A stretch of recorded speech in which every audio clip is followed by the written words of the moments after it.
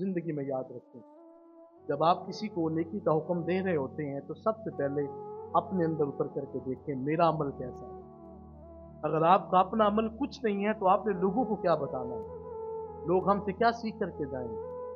मेरा आका अलैहिस्सलाम का फरमान है, हुज़ूर इरशाद फरमाते हैं, फरमाया कि मेराज की रात मैंने कुछ उलमा को देखा, खुताबात है, हुज़ूर फरमाते हैं कि उनके होठों को जहन्नम की आग की कैंची से काटा जा रहा था। मेरा आका अलैहिस्सलाम ने फरमाया या जिब्रील, अर्ज की जी या रसूल अल्लाह सल्लल्लाहु अलैहि वसल्लम, तो मैं मन हाउलाइल कौम, ये कौन लोग हैं। अर्ज की हुज़ूर ये आपकी उम्मत के वो खुताबा हैं और वो उलमा हैं जो लोगों को तो नेकी का हुक्म देते हैं लेकिन अपने आप को भूल जाते हैं और खुद कभी ये बात ज़हन में नहीं रखी कि हमें किस मकसद के लिए पैदा किया गया। मेरा आका अलैहिस्सलाम ने फरमाया क़यामत के दिन उलमा से पूछा जाएगा और लोग कहेंगे आप कैसे जहन्नम में पहुंच गए, आप तो हमें कहते होते थे कि नेकी ये है और दीन का रास्ता ये है और हक बात ये है और बातिल ये है, तो आप जहन्नम में कैसे पहुंच गए। मेरा आका अलैहिस्सलाम ने फरमाया वो लोग फिर रोएंगे और उन लोगों से अर्ज करेंगे काश कभी हमने उस पर अमल किया होता जो हम तुम्हें बताते हैं। अतअमुरून अन्नास, क्या वजह है कि लोगों को बिर नेकी का हुक्म देते हैं कि ऐसा करो और खुद भूल जाते हैं। आज ये हर चीज आपके सामने नहीं है, क्या कुछ नहीं हो रहा। हर चीज एक बात मैं यहाँ पर रुक कर कहने लगा हूँ, हर चीज पैसा नहीं होती। ईमान का सौदा कभी भी पैसे पे नहीं करते, ये बात ध्यान में रखें। आज लोग समझते हैं, दिल से पूछे कि हर चीज है क्या, वो कहते हैं जी हर चीज दौलत है। किसने कह दिया? हर चीज दौलत नहीं है, हर चीज हुब्बे मुस्तफा है।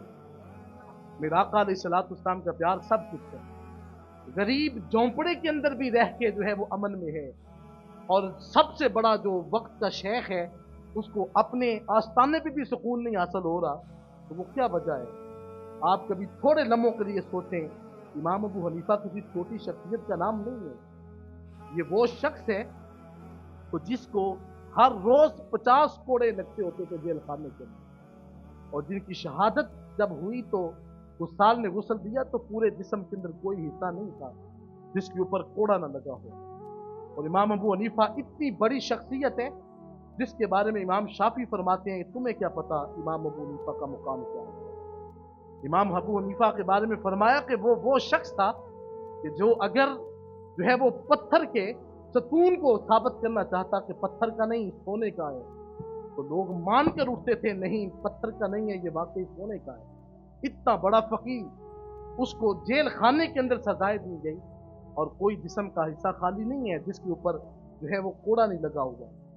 और फिर जब इतना मामला हुआ तो इख्तिताम पे जब उनको निकाला गया तो उन्होंने लोगों से कहा गवाह रहना, मैं जेल खाने के अंदर रहकर 7000 मरतबा कुरान करीम की तिलावत करती।